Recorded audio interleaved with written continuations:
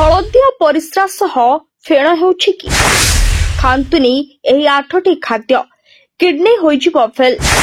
पोड़ा जल और जंत्रणा सह परिस्रा रे फेण आसुछि कि जानि रखंतु एही 8टी खाद्य ही एथिपाई दायी। आपण कोन परिस्रा करबा समय रे जलापड़ा किंबा जंत्रणा हेउछि कि तेबे सावधान होई जांतु।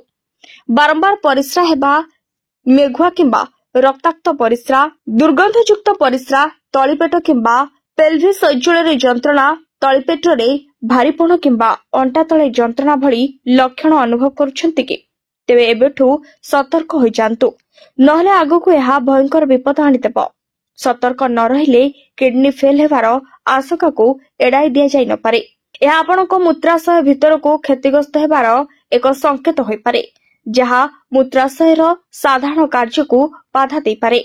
मूत्र असंयमता, यूटीआई, ब्रुक क्षति, मूत्राशयर पत्थर, परिस्रा रे रक्त एवं यौन समस्या भली जटिलता समस्या सृष्टि करि पारे। एपरि किछि खाद्य पदार्थ अछि जहा परिस्रा, पोड़ाजला किंबा फेण सृष्टि करथाय। आसंतु जानिबा से सब खाद्य विषय। बेल थाउ थाउ सावधान होई जांतु। एबेठू एई सब खाद्य निज थाळीरू बाहर करंतु। टमाटो आधारित खाद्य रे नेचुरल एसिड थाए, जहा मूत्राशय टिश्यू को इन्फेक्शन करि पारे, जहा परिस्रा समय जंत्रणा तथा विभिन्न समस्या सृष्टि करि पारे। सेबळी ठंडा पानीय किंबा सोडा भली कार्बोनेटेड पानीय रे एसिडिटी रो मात्रा अधिक थाए, जहा मूत्राशय उपरे गभीर भावरे प्रभाव पकाई थाए।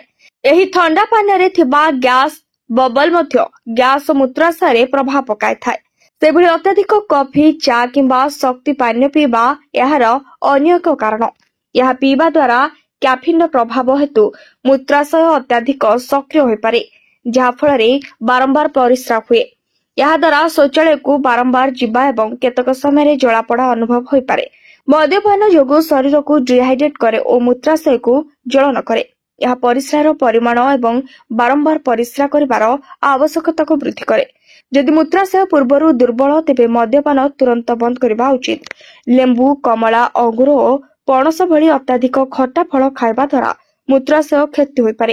ए फल गुड़िकर थिबा अधिक एसिड परिमाण मूत्राशय कांथरे ज्वलन सृष्टि करे। अत्याधिक मसलायुक्त किंबा लुणिया खाद्य, आचार, चटनी किंबा अत्याधिक प्रोसेस खाद्य मूत्राशय को प्रभावित करे, जहा द्वारा ज्वलन, जंत्रणा आशंका वृद्धि पाए।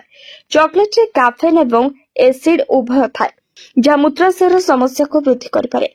सुगर मुक्त टैबलेट किंबा डाइट पानीय भली कृत्रिम मिठा द्रव्य रे एपरि रासायनिक पदार्थ थाए, जहा मूत्राशय को क्षति पहुंचाई पारे। आचार, विनेगार और अधिक प्रोटीन सप्लीमेंट मध्य मूत्राशय पय क्षतिकारक। दिल्ली रो यूरोलॉजिस्ट डॉक्टर अमित शर्मा कहिबा मुताबक मूत्राशयर स्वास्थ्य बजाय रखबा पय एसिडिक, अत्याधिक लुणिया किंबा कैफीनेट युक्त खाद्य परिहार करबा गुरुत्वपूर्ण। एगुड़िक मूत्राशयर टिश्यू रे प्रदाह सृष्टि करे, जहा दीर्घकालीन भाव यूटीआई और किडनी क्षतिर आशंका वृद्धि करे। Bureau report, BNS live.